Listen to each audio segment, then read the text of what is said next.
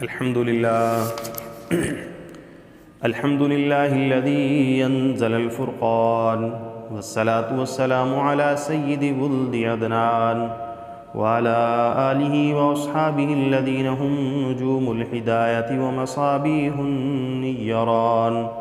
وخص منهم الأربعة بالهجة والبرهان وفضل بالحصيف والرواية معاوية بن أبي سفيان ودبر من شغف بين الصحابة بالقلم واللسان أما بعد فأعوذ بالله من الشيطان الرجيم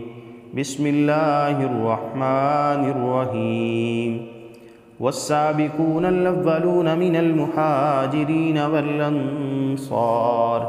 والذين اتبعوهم بإحسان رضي الله عنهم ورضوا عنه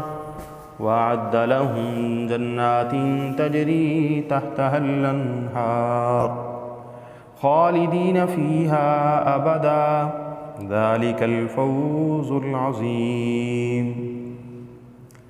ہیں اور بھی دنیا میں سخنور بہت اچھے، ہیں اور بھی دنیا میں سخنور بہت اچھے، کہتے ہیں کہ غالب کا ہے انداز بیاں۔ اور معزز سامعین،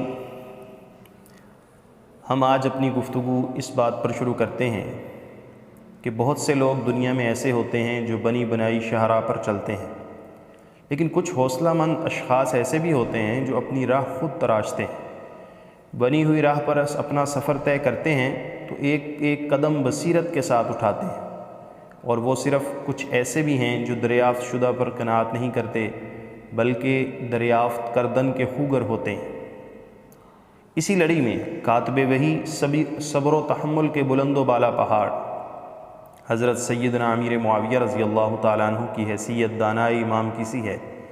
وہ بحر علم کے نکالے ہوئے لال و گوہر پر اکتفا کرنے والے نہ تھے بلکہ خود غواص تھے، اور سمندر علم کی تہوں سے خود گوہر آبدار تلاش کر کے لایا کرتے۔ وہ صرف شہد کھانے پر قناعت نہیں کرتے تھے بلکہ خود علم و تحقیق کے غنچہ و گل کا عطر کشید کر دوسروں تک پہنچایا کرتے تھے۔ یہی نہیں بلکہ یہ بات بھی یاد رکھیے کہ تقلیدی ذہن کے حامل لوگ، ان کے لیے علمی سفر آسان ہوتا ہے، لیکن جو لوگ استخراج اور اجتہاد کی سوچ کے حامل ہوتے ہیں انہیں اس راہ میں آبلہ پائی اور صحرا نوردی کرنا ہی پڑتی ہے۔ امام شمس الدین ذہبی رحمہ اللہ فرماتے ہیں کہ فضائل صحابہ سے وہی شخص واقف ہے جو ان کے حالات زندگی سے واقف ہوا۔ حضور اقدس صلی اللہ علیہ وسلم کی زندگی میں اور وصال کے بعد ان کا ایمان میں تقدم اور کفار سے جہاد اور دین کا پھیلانا، شاعر اسلام کا اعلان اور اللہ تعالیٰ اور اس کے رسول کے صلی اللہ علیہ وسلم کا کلمہ بلند کرنا، فرائض و سنن کی تعلیم و تعلم، یہ صحابہ کا اوڑھنا بچھونا تھا۔ اگر صحابہ اکرام رضوان اللہ علیہم اجمعین نہ ہوتے تو دین کی کوئی اصل و فرع ہم تک نہ پہنچتی، اور کسی بھی سنت، فرض، مستحب سے ہم واقف ہی نہ ہوتے، اور حضور صلی اللہ علیہ وسلم کی احادیث و حالات تو ہم تک پہنچتے ہی نہ۔ حضرت سیدنا امیر معاویہ رضی اللہ تعالیٰ عنہ دنیا کی ان چند عبقری شخصیات میں شمار کیے جاتے ہیں جن جیسا صاحب علم، ذہین، دور اندیش، بالغ نظر، قائد، مدبر، سیاستدان، مفکر صدیوں میں پیدا ہوتا ہے۔ ایسی شخصیات تنہا ایک انجمن کا کام سر انجام دیتی ہیں۔ ان کی ذات بڑی جامع صفات والی تھی، بڑے عالم، بڑے ادیب، بڑے انشائی پرداز تھے، سیاسی بصیرت میں بھی یگانہ روزگار، علمی و دینی مسائل میں اپنی آپ مثال تھے، حاضر دماغی اور حاضر جوابی میں ان کا کوئی ہمسر نہ تھا۔ حضرت معاویہ رضی اللہ تعالیٰ عنہ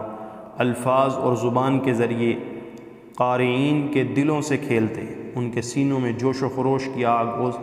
عزم و حوصلہ کی توانائی، دماغ میں شوکت و جلال کا احساس اور اسی طرح عظمت رفتہ کو حاصل کرنا کا جذبہ بے کراں بھر دیتے۔ سوئے ہوئے ضمیر، ٹھٹھرتے ہوئے اعصاب میں حوصلہ، بردباری، سرفروشی اور جرت کی برقی لہر دوڑا دینے میں ان کو ید طولہ حاصل تھا۔ اسی لیے مناقب حضرت معاویہ رضی اللہ تعالیٰ عنہ میں عموماً تو کثیر اور خصوصاً متعدد احادیث ہیں۔ امام احمد بن حنبل رحمہ اللہ اپنی مایہ ناز تصنیف مسند میں حضرت ارباز بن ساریہ رضی اللہ تعالیٰ عنہ کی مرفوع روایت نقل فرماتے ہیں کہ حضور صلی اللہ علیہ وسلم نے دعا دی اور فرمایا اے اللہ تو معاویہ کو قرآن و حساب کا علم عطا فرما، ان کو عذاب سے محفوظ فرما۔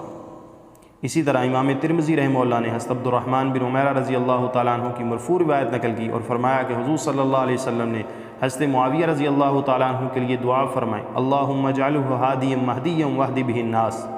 اے اللہ حضرت معاویہ رضی اللہ تعالیٰ عنہ کو رہنما اور ہدایت یافتہ بنا اور لوگوں کو ان کے ذریعے ہدایت عطا فرما۔ امام بخاری رحمہ اللہ نے اپنی صحیح میں حضرت عبداللہ بن عباس رضی اللہ تعالیٰ عنہ کا قول نقل فرمایا کہ حضرت ابن عباس رضی اللہ تعالیٰ عنہ فرماتے ہیں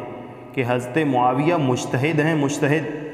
لیکن انتہائی افسوس کے ساتھ یہ کہنا پڑتا ہے کہ بہت سے بد نصیب اور بدبخت لوگ اس عظیم صحابی کے عیوب و نقائص نکالنے میں دریغ نہیں کرتے۔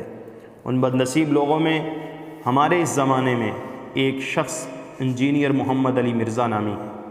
یہ آدمی، پہلی تو بات یہ یاد رکھیں کہ جہل مرکب ہے،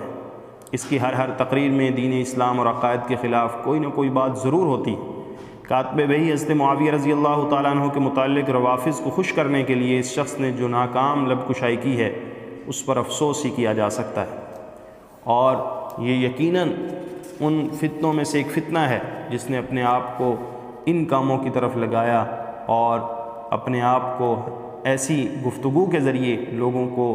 صحابہ کرام رضوان اللہ علیہم اجمعین اور اہل سنت کے عقائد سے ہٹایا۔ اس لیے ضرورت ہے کہ جہاں ہم حضرت معاویہ رضی اللہ تعالیٰ عنہ کے فضائل کو جانیں اور سمجھیں، اس کے ساتھ ساتھ ان لوگوں کو بھی سمجھیں۔ یہ ہمارا اسی عنوان پر کیے جانے والے کام کا ایک حصہ ہے۔ ہم کوشش کریں گے کہ اس سلسلے کو جاری رکھیں اور آپ کی بر وقت رہنمائی کرتے رہیں۔ اللہ تعالیٰ سے دعا ہے اللہ تعالیٰ ہمیں عمل کرنے کی توفیق عطا فرمائے۔